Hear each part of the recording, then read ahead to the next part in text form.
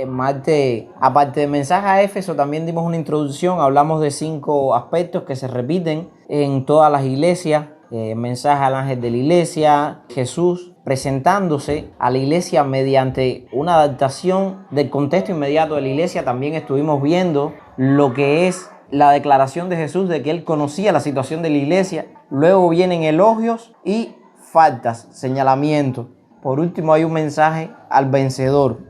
Y en la iglesia de Esmirna vamos a ver casi el mismo patrón, pero se le señalan lógicamente otras cosas. La iglesia de Esmirna es, junto a la de Filadelfia, las únicas 2 iglesias a las que no se le señalan nada. Son de 7 las únicas 2 fieles.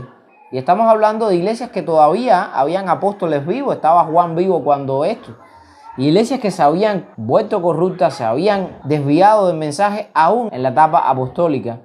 Y vamos a leer en medio de la reprensión que se le hace a la iglesia de los Efesios porque había perdido su primer amor, vamos a ver un mensaje distinto completamente en Esmirna. Pudiéramos ver que el mayor contraste en este mensaje está entre esta iglesia de Esmirna y la iglesia de la Odisea. A la de Esmirna se le dan elogios y no se le dan ningún tipo de reprensión. Sin embargo, en la Odisea se le dan reprensiones constantemente. Bueno, el mensaje dice: Y escribe al ángel de la iglesia en Esmirna, el primero y el postrero, el que estuvo muerto y vivió, dice esto: Yo conozco tus obras y tu tribulación y tu pobreza, pero tú eres rico, y la blasfemia de los que se dicen ser judíos y no lo son, sino sinagoga de Satanás. No temas en nada lo que vas a padecer. He aquí el diablo echará a algunos de vosotros en la cárcel, para que seáis probados, y tendréis tribulación por 10 días. Sé fiel hasta la muerte, y yo te daré la corona de la vida. El que tiene oído, oiga lo que el Espíritu dice a las iglesias. El que venciere, no sufrirá daño de la segunda muerte. Amén. Bueno, hay algunos detalles que pudiéramos hablar con respecto a la iglesia de Esmirna, que en esta serie de estudios representa a la iglesia sufriente y a la iglesia perseguida. Y no es casualidad que casi siempre cuando la iglesia está en persecución, es cuando más fiel es. Yo estoy pensando cómo el cristianismo se expandió a través del Imperio Romano en un proceso de 10 persecuciones imperiales. Y la iglesia trataban de destruirla y crecía. Yo creo que el diablo lo que hace es cambiar de estrategia. Y dice, bueno, si bajo presión esta iglesia se fortalece y crece, vamos a llevarlo al otro escenario. Y por lo general, cuando la iglesia tiene paz y prosperidad y se le permite tener incluso poder, es cuando la iglesia se corrompe. Cuando Constantino crea con el edicto de Milán y después que promueve el concilio de Nicea y que se reúnen todos los obispos y todos los pastores de todas las iglesias empiezan a adquirir poder y se empiezan a meter en lo que es la política del imperio, empiezan a surgir movimientos sectarios, heréticos, empieza la iconoclasia, es decir, empiezan a representar las escenas bíblicas con imágenes, aunque bueno, la intención era buena. Era con dibujitos que el pueblo analfabeto entendiera lo que decía la Biblia, porque no le podían leer la Biblia porque no entendían, no sabían leer. Y con diferentes dibujos se les representaba la realidad de la iglesia. Pero ¿qué pasó con el tiempo? Las personas empezaron a ver y empezaron a dejar dinero frente a los dibujos y la iglesia empezó a lucrar y empezó a enriquecerse y empezó a buscar una forma de justificar esa forma de ganar dinero. ¿Y saben qué pasó? De la iglesia imperial para acá empezó un periodo de corrupción tan grande que terminó en la reforma de Lutero y la iglesia cristiana no tenía nada de Cristo. Por lo general, en los procesos de persecución es que la iglesia se afirma. ¿Cuántos no han oído la historia de la iglesia en China? La semana pasada estábamos hablando del avivamiento tan grande que hubo en Cuba, pero ¿cuándo fue? En los momentos de persecución, cuando ser cristiano era una ofensa. Pero ¿qué pasa? Que tú cuando lo eras, lo eras. Lo eras porque no te ibas a exponer a que te humillaran, que te maltrataran, que te hicieran todas las aberraciones que hicieron en este país con los cristianos. Sí. Muchos no aguantaron la presión, exactamente. Pero los que habían sido marcados por un encuentro personal con Jesús renunciaron a carreras universitarias porque le decían, si tú eres cristiano, tú no tienes derecho en esta sociedad a nada. Un cristiano no tiene derecho a estudiar, no puede ser el nuevo hombre que estamos construyendo. Si tú eres cristiano, por leer una Biblia te podían meter preso.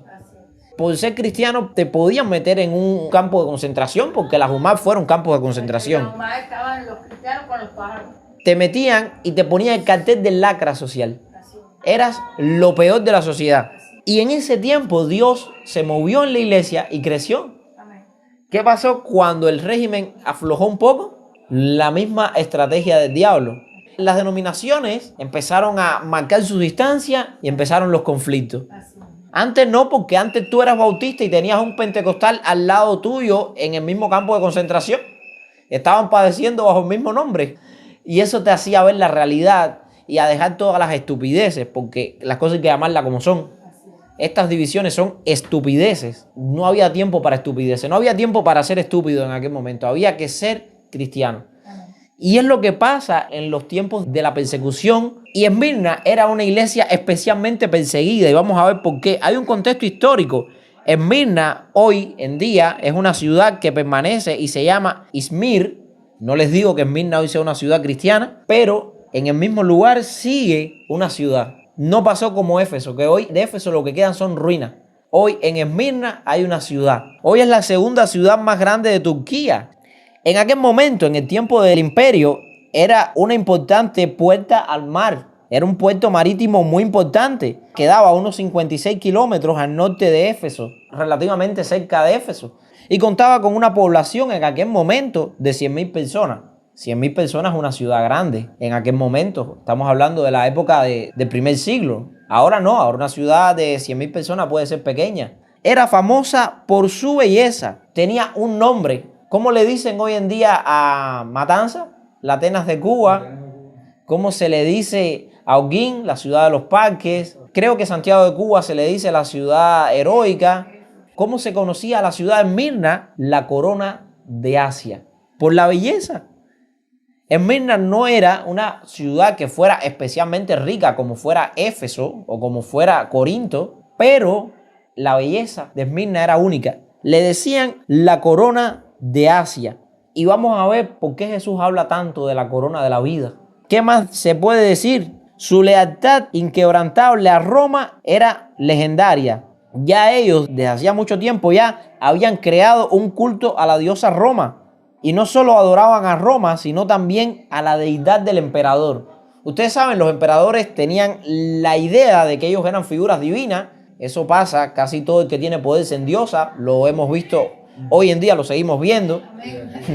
Están muertos y todavía hay personas que siguen diciendo que lo adoran. Y están muertos. Esto viene desde el tiempo de los faraones. Los faraones decían que eran dioses. Ellos se veían como dioses. Los emperadores romanos no querían ser menos y también se veían como dioses. Alejandro Magno es uno de los ejemplos que vemos como a medida que iba creciendo su imperio, él se iba envaneciendo más y envaneciendo más y ya se veía como un dios. El poder corrompe y corrompe muy pronto.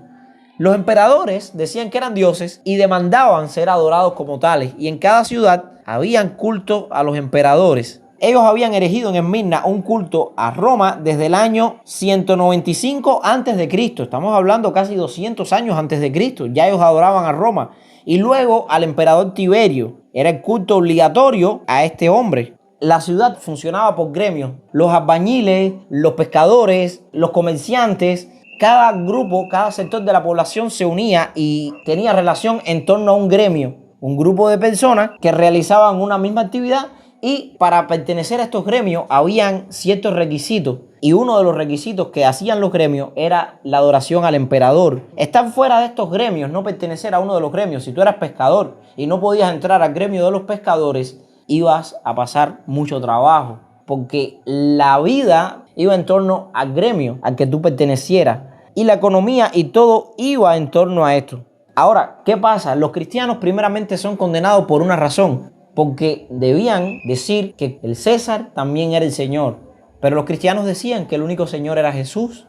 Sin embargo, en la ciudad de Esmirna específicamente, la cultura de la deidad del emperador era algo que no podías escapar.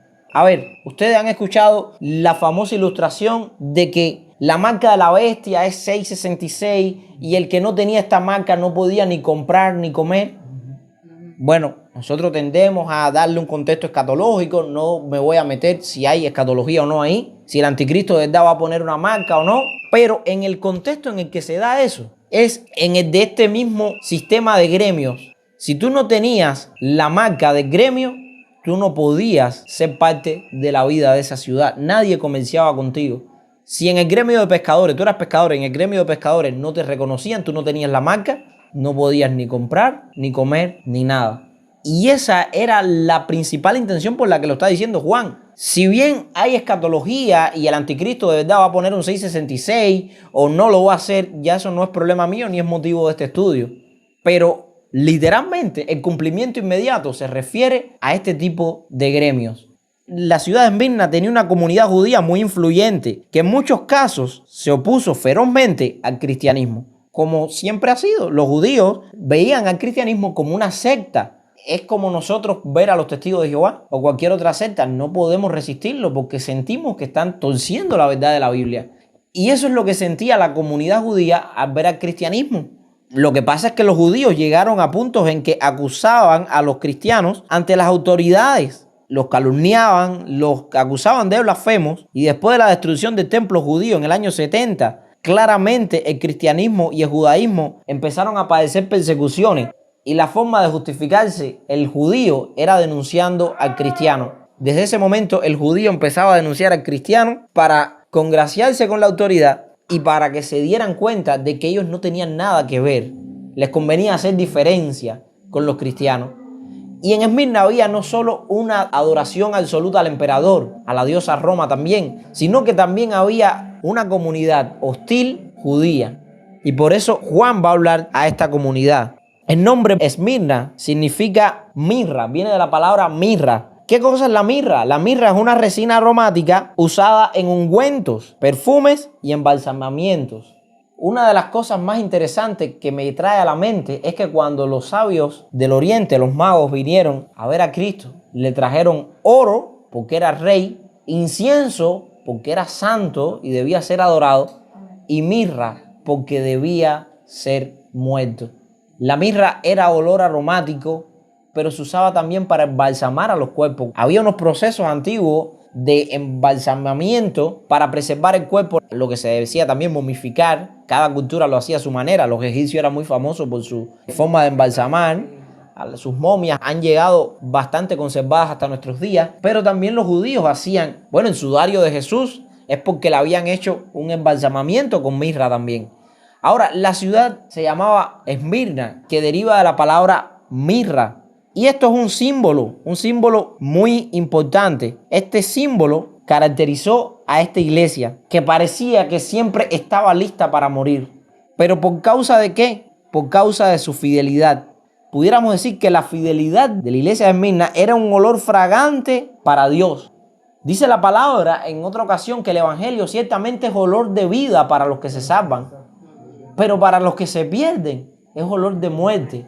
Y la mirra tiene esta característica, da olor y sirve para hacer perfume, pero también preserva para los que van a morir. Es un símbolo del evangelio. ¿Qué más podemos ver? La carta fue escrita aproximadamente en el año 94, ya lo vimos, bajo Domiciano, y vamos ya a empezar con los análisis de los versículos. Y dice: escribe al ángel que está en la iglesia en Esmirna, el primero y el último, el que estuvo muerto y vivió, dice esto. Ya vimos el contexto histórico, ya sabemos quién es el ángel de la iglesia, lo vimos el martes, pero Jesús se presenta como el primero y el último. ¿Por qué el primero y el último? Uno de los títulos de Cristo es que Él es el alfa y la omega. El alfa es la primera letra del alfabeto y el omega es la última letra del alfabeto. Jesús es el que originó todo y el que va a terminarlo.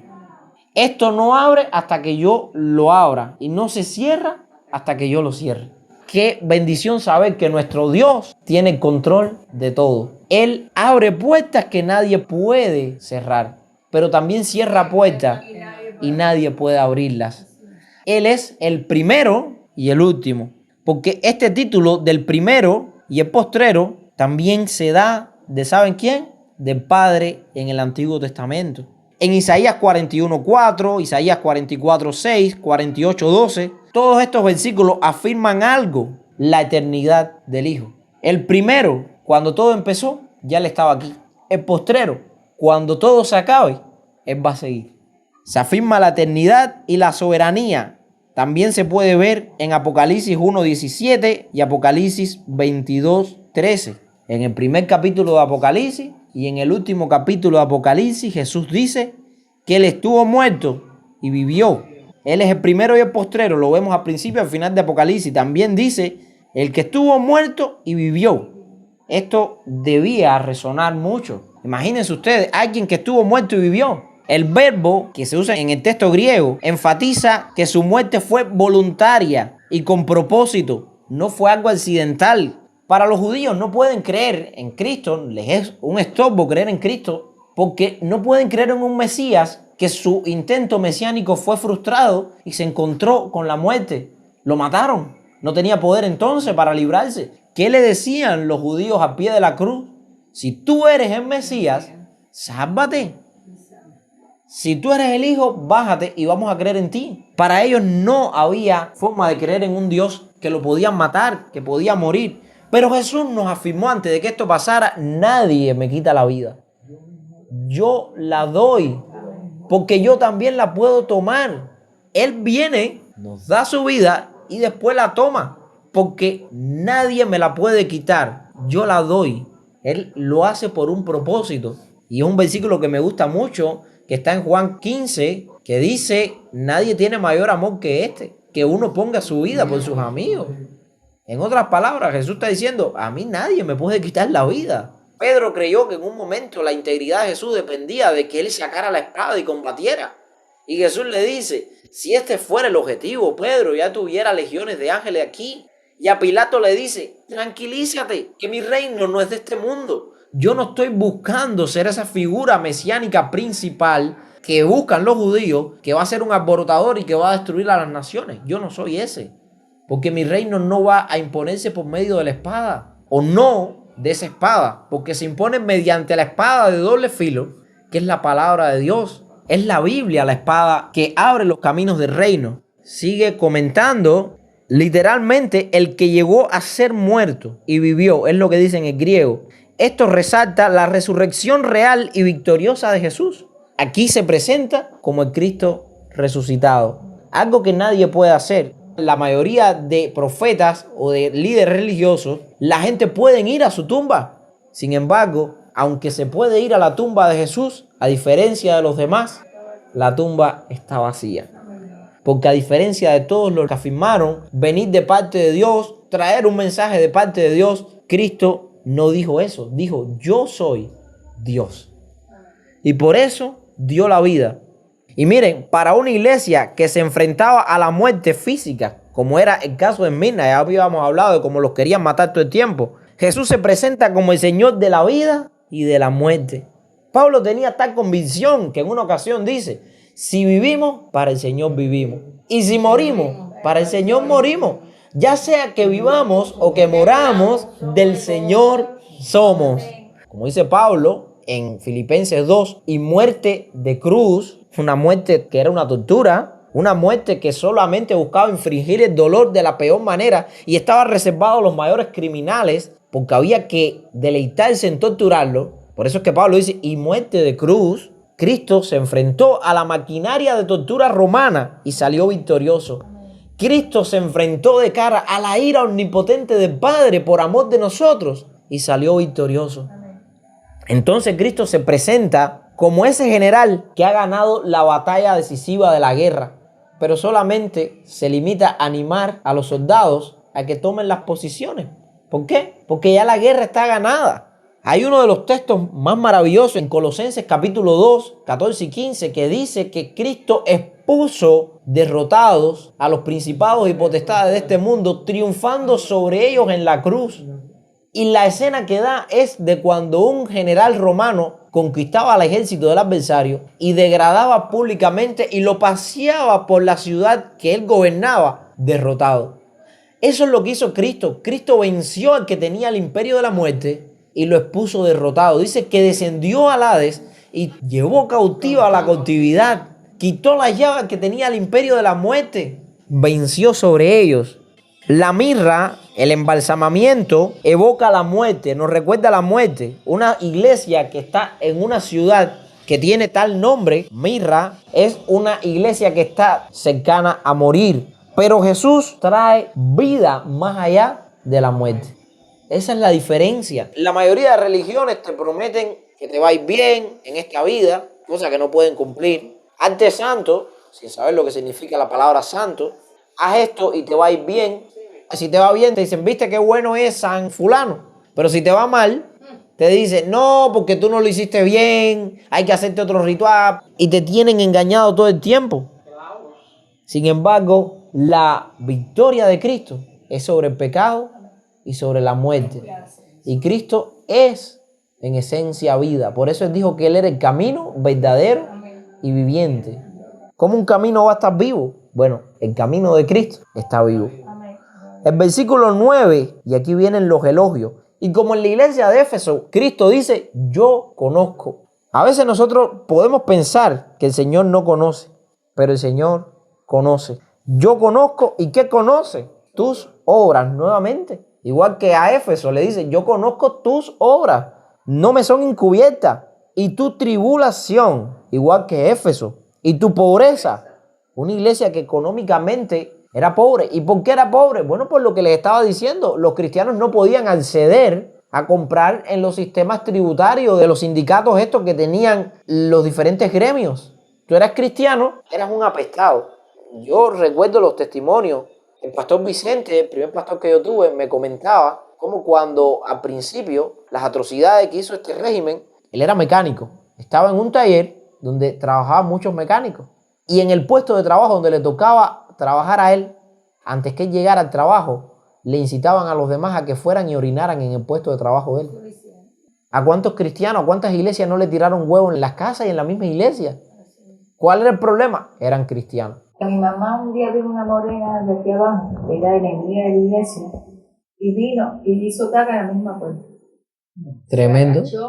Y mi mamá le dijo, si tú crees que yo te voy a hacer algo, ¿qué equivocada estás? Mi mamá hizo un cubado y quitó todo eso. Eso fue al principio de la corrupción. Tremendo. Cristo conoce nuestras obras. Por eso es bueno que tengamos siempre el deseo de hacer el bien, porque el Señor conoce nuestras obras. Amén. Y cuando dice que conoce tus obras, es que Él sabe cómo tú te has comportado ante cada situación, cómo yo he reaccionado ante cada situación. Y sabes que Cristo conoce nuestras obras para dos cosas: para recompensarnos por lo bueno y para reprendernos por lo malo. Qué bueno llegar delante del Señor con el récord que tenían los cristianos de Esmirna. De que el Señor diga, yo conozco tus obras y yo sé que te han hecho guerra, yo sé que te han convertido en un apestado social, de que nadie quiere andar contigo, de que cuando la gente te ven, eres lo peor.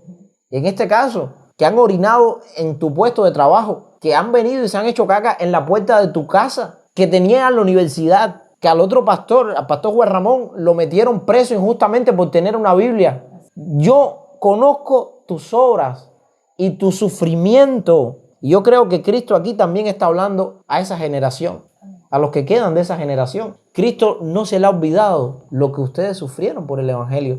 Yo conozco tu tribulación y tu pobreza. Nadie les iba a dar, nadie iba a comerciar con ellos, no podían acceder al sistema de gremios, como les decía. Y lo repito porque es muy importante que entendamos que no tenían nada. Estaban en una situación que no tenían nada.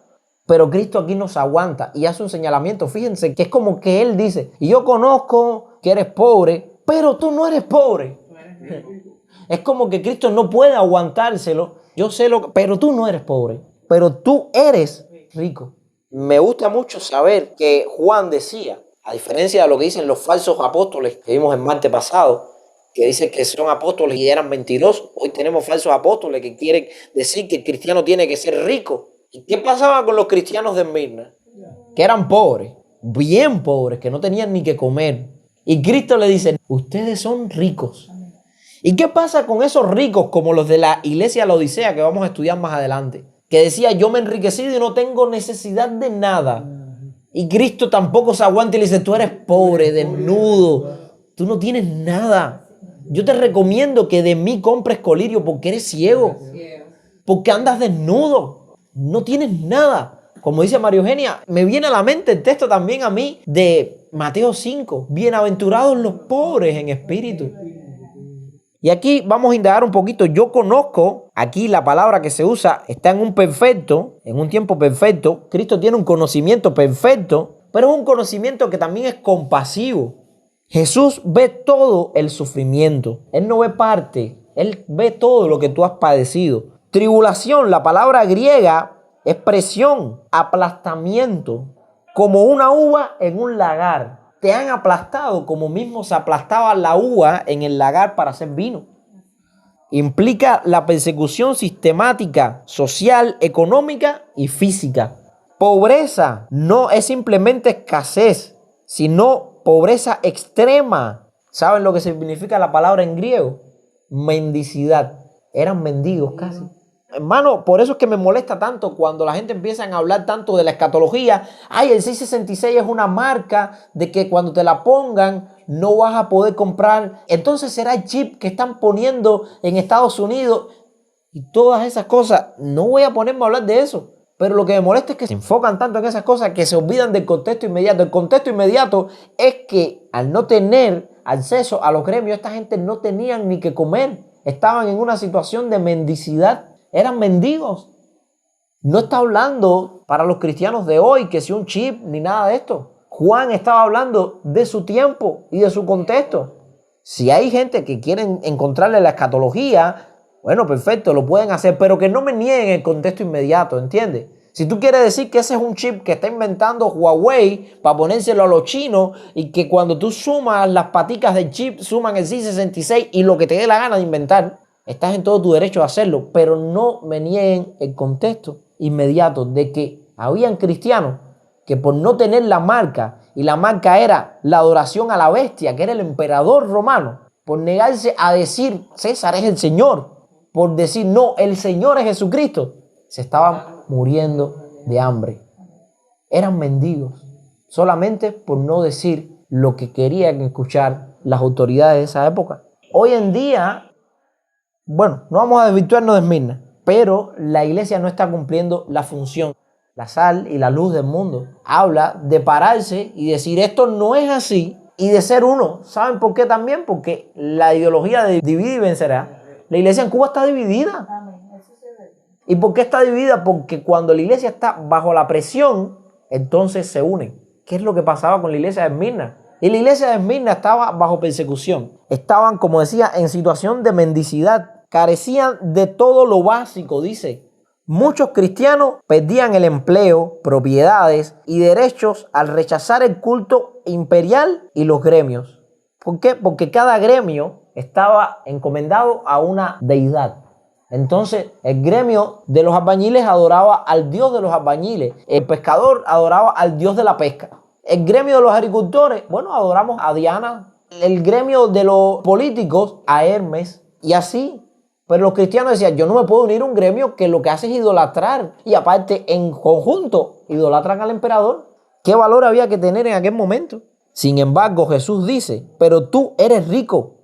Rico en fe, en herencia eterna y tesoros en los cielos. Es un contraste irónico con la rica ciudad pagana y la iglesia pobre, pero rica en espíritu. La iglesia pagana de la Odisea era rica en bienes materiales, pero pobre en espíritu. Y la iglesia de Esmirna era pobre materialmente, pero era rica en espíritu. La blasfemia de los que se dicen ser judíos y no lo son. Judíos étnicos que rechazaban a Jesús como Mesías. Ellos podían venir de Abraham, pero eran unos calumniadores que iban y acusaban a los cristianos delante de los romanos para que los mataran. Jesús los llama sinagoga de Satanás o la casa del diablo. ¿Saben? La palabra eclesia, donde viene iglesia, es la palabra que usó la Septuaginta para referirse a la congregación de los que adoraban en el Antiguo Testamento a Dios, o lo que serían las sinagogas judías, una reunión de personas que adoraban a Dios verdadero. Y aquí se usa esa palabra, son eclesia, son iglesia de Satanás. Imagínense ustedes, los judíos que piensan que por un origen étnico, por una cuestión racial, étnica, una tontería de esa, yo me voy a salvar. Eso es un disparate. Y estas personas, cuando Jesús les predica el evangelio, ¿qué decían? Nosotros no somos hijos de fornicación, nosotros somos descendientes de Abraham. Dios puede multiplicarle descendencia a Abraham de donde él quiera, aún de una piedra. Sin embargo, ellos pensaban que la victoria estaba, o la meta estaba en ser descendientes de Abraham. Sin embargo, Jesús le dice a esos mismos judíos en Juan 8:44, vosotros sois de vuestro padre el diablo, y las obras de su padre quieren hacer. Juan lo tenía muy claro. sinagoga de Satanás. ¿Por qué él dice que eran sinagoga de Satanás? Porque recordaba lo que había visto de Jesús, lo que el mismo Evangelio Juan decía. Los judíos a veces denunciaban cristianos, según el contexto histórico, para protegerse ellos mismos de la persecución romana. ¿Para qué? Para que, como la persecución era contra los cristianos, decir, bueno, miren, nosotros no somos cristianos. Hagan diferencia entre nosotros de esta gente. En Esmirna fue particularmente intensa esta persecución, constituyendo el martirio de Policarpo. Supuestamente los judíos trajeron leña para quemar a Policarpo. ¿Quién era Policarpo? Era el discípulo de Juan. Fue muchos años después de esta carta. Después que Juan muere, la iglesia de Esmirna tiene un obispo, para que ustedes vean qué fiel era esta iglesia. Este hombre era un discípulo directo del apóstol Juan, se llamaba Policarpo. Y cuando tenía 80 años, en el año 155, vinieron los romanos y le dijeron, Policarpo, tienes que adorar al emperador. Y Policarpo dijo, yo no puedo adorar al emperador. Pero Policarpo era una persona tan íntegra y tan santa que los mismos romanos que venían a aprisionarlo, y voy a contarles la historia, dicen que venían los romanos a aprisionarlo y cuando le tocaron la puerta a Policarpo le dicen, pasen, que yo los estaba esperando. Pero usted sabe, dice, sí, pasen, yo sé que vienen de un largo viaje y les preparé comida. Mientras ustedes están comiendo, yo sé que ustedes vienen a llevarme, mientras ustedes comen, yo voy a orar a mi Señor. Después que ellos se sientan, comen la comida que le da Policarpo, él ora, ellos se levantan y lo cogen y le dicen, mire, nosotros vamos a decir que usted negó a Cristo. Usted no tiene que mentir ni hacer nada. Nosotros vamos a decir que usted lo hizo para salvarlo. Imagínense el impacto de la vida de Policarpo solamente. Y Policarpo decía, ustedes me están tratando de salvar de ese fuego y no saben que me están arrojando uno mayor. Yo no quiero escapar de esta hoguera que después se apaga para al final tener que encarar a la hoguera que no se apaga nunca. Policarpo, no hagas eso. Di que sí, que el emperador es el Señor y ya. Y Policarpo le respondió, ya 80 años le he servido a Cristo y mi Señor siempre me ha dado bien y nunca mal. ¿Por qué yo le voy a pagar más por bien? No. Y lo llevaron, lo amarraron y dicen que los judíos de la ciudad de Esmirna trajeron la leña para quemar a Policarpo.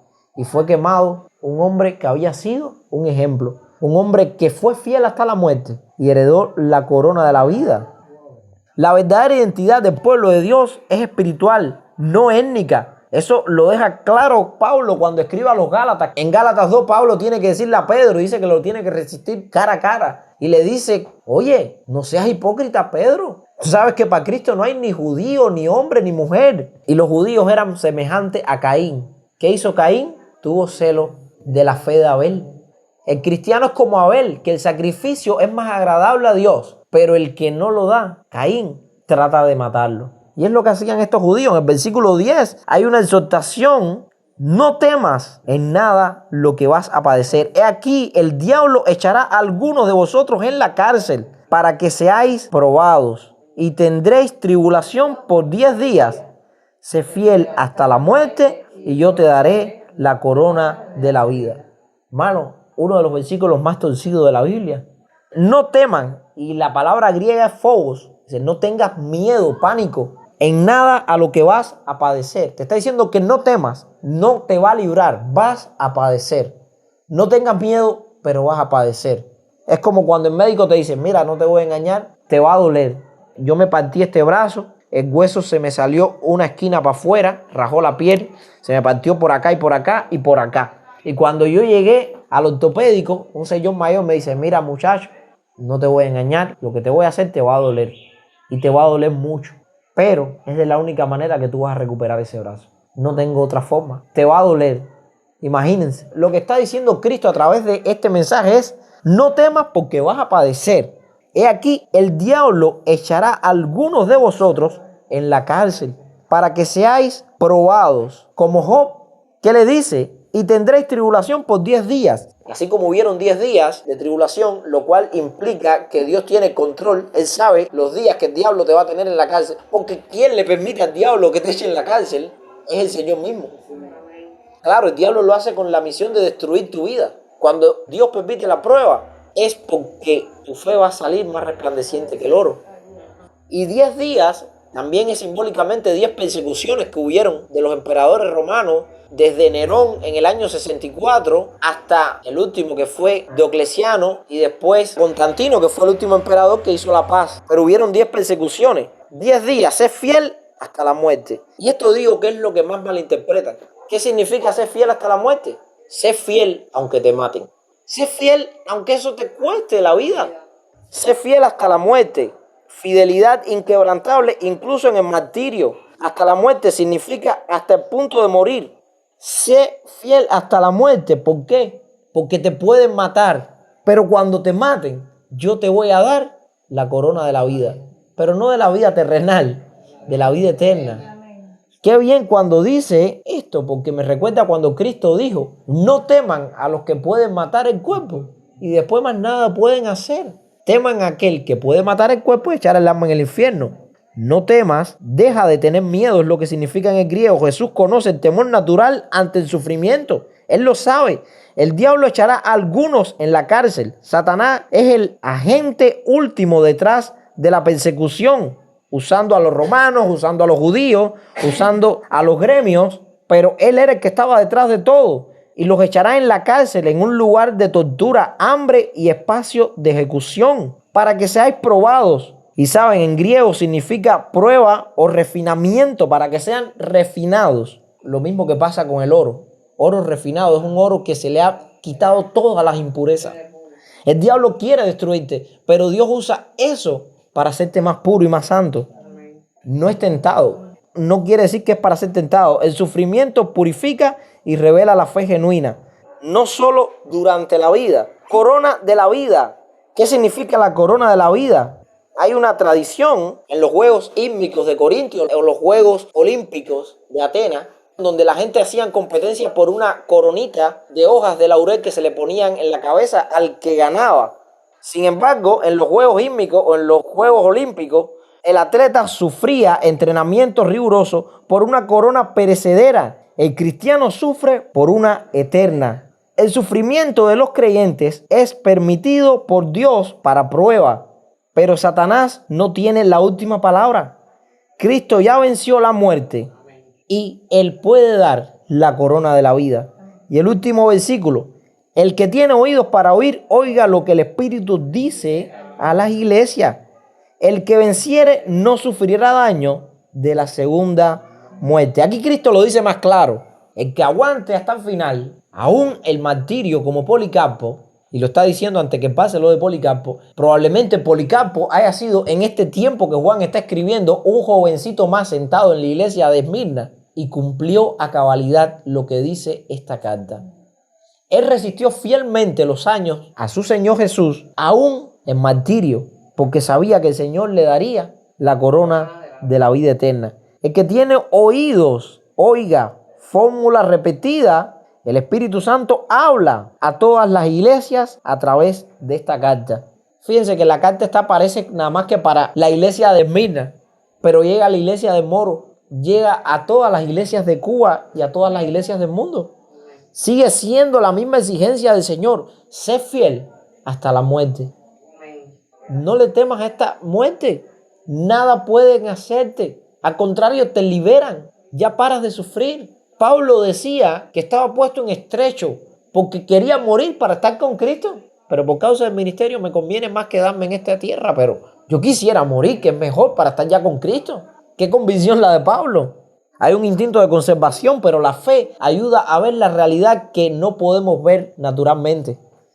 El que venciere, ¿se acuerdan los nicolaitas, los vencedores del pueblo? Bueno, el verdadero vencedor es el que se mantiene en integridad hasta el final. El verdadero vencedor es Policarpo, que cumplió lo que decía esta carta. El que persevere en fidelidad. Apocalipsis, vencer se asocia con la sangre del Cordero y el testimonio. Apocalipsis 12:11. En Apocalipsis, el vencer es lo que para el mundo es el perder. El que muere es el perdedor para este mundo. Pero para Cristo, el que muere, vive. Pero el que vive por la injusticia muere. Porque dice Jesús que el que queriendo salvar su vida, la va a perder. Pero el que por causa de Cristo la pierda, este la hallará. ¡Qué bendición! No sufrirá daño de la segunda muerte. La primera muerte es física. La segunda es la separación eterna de Dios en el lago de fuego y azufre. Apocalipsis 20. Nadie quiere estar en ese lugar. Si ya el infierno es un lugar terrible, imagínense el lago de fuego, que dice que fue preparado para el estándar de un ser como el maligno y sus ángeles. Dice Hebreos que los ángeles son mayores que los hombres. Entonces, ¿cómo es el lago de fuego y azufre? Está diseñado para infligir un tormento terrible a seres superiores a los humanos. Imagínense a los humanos. El vencedor está protegido de ella, de esta muerte segunda. Tiene vida eterna en Cristo. Juan 5:24. Me gusta Juan 5 cuando también el 21 dice, así como el Padre al que quiere da vida, el Hijo también a los que quiere da vida. Y aquí quiero dejarles con unas aplicaciones prácticas. No hay reproche, porque a una iglesia obediente no se le puede reprochar nada. A diferencia de la carta a las otras iglesias, excepto Filadelfia, que igual que Esmirna es una bendición de iglesia, Jesús solo elogia a Esmirna. La persecución purifica y produce una iglesia fiel. Lo que les decía al principio, mis hermanos. Riqueza espiritual en medio de la pobreza material. Eso solamente se puede obtener a través de la fidelidad. Los cristianos hoy, en contexto de persecución o marginación económica, pueden consolarse. Jesús ve tu verdadero estado. En otras palabras, si eres un cristiano hoy que sufre necesidad económica o eres marginado de cualquier forma, Jesús ve tu verdadera condición y tu verdadero estado. Y te puede decir, eres rico. Para el Señor eres rico, porque Dios ve lo que no ve el hombre. No tener miedo al sufrimiento. Yo le tenía miedo cuando el doctor me iba a llevar el brazo al lugar. Cuando aquel doctor me empezó a llevar el hueso al lugar, yo al principio grité tan alto y llegó un momento que me quedé sin fuerza. Me quedé en un estado que yo no estaba desmayado porque estaba consciente, pero no tenía fuerza ni para moverme ni para gritar, porque el dolor fue terrible. Pero si yo no hubiese pasado por ese momento, hoy no tuviera brazo. Me hubieran tenido que cortar el brazo. No temas el sufrimiento. El llamado es a la fidelidad, no al éxito mundano. Dios no nos ha llamado a ser exitosos según los estándares de este mundo. El llamado de nosotros es al éxito delante de Dios. Dios limita la prueba, solamente 10 días. Esto lo que significa es que cuando Dios decide que tú entres en un proceso de prueba, es porque Él sabe que tú la puedes llevar. Dice que no nos va a dar una prueba que nosotros no podamos soportar. Y también ha establecido los límites al diablo. Sí, puedes tocar a Job, pero no puedes quitarle la vida. Sí, puedes tentar a Osmel, puedes tentar a María Eugenia, a Rebeca, a Yané, a Willy, pero tienes este tiempo nada más para hacerlo. Y dice que Él no nos va a dar una prueba que nosotros no podamos soportar. También nos dice que para los que amamos a Dios todas las cosas obrarán a bien. También ese proceso nos hace salir más maduros, más purificados. En otras palabras, esa prueba es medicina. La corona de la vida, motivación para perseverar. Y no es que te den una corona de oro, no es que te den una mansión en el cielo como tanta gente quiere. Miren, ¿sabe cuál es la corona realmente? Poder ver a Cristo. Poder, como dice Pablo, ser conocido tal y como fuimos. Tener comunión con Él. Gozar su presencia por el resto de la eternidad. Dice que en su presencia hay plenitud de gozo. Delicias a su diestra para siempre. Hoy en día, en un contexto muy cómodo, recordemos que la fe genuina cuesta algo. A veces estamos en un contexto muy cómodo, pero tenemos que entender que la verdadera fe es la que implica sacrificio. ¿Cómo yo sé que tú amas? Cuando has pasado prueba y te has mantenido fiel. Hay un equilibrio. Satanás acusa y persigue, pero Cristo conoce, consuela, limita y recompensa. El sufrimiento no es señal de abandono, sino oportunidad de testimonio. Este mensaje Esmirna anima a los creyentes en tiempos difíciles. Jesús, que murió y resucitó, está con su pueblo sufriendo y promete victoria definitiva sobre el pecado. La fidelidad hasta la muerte lleva a la corona de la vida y protección de la segunda muerte. La iglesia de Esmirna nos enseña que la verdadera riqueza y victoria no se mide por cantidad, ni por comodidad, ni por nada material, sino por la lealtad a Cristo en medio del fuego. Amén. Hasta aquí el estudio de hoy. Vamos a orar para ser como la iglesia de Esmirna.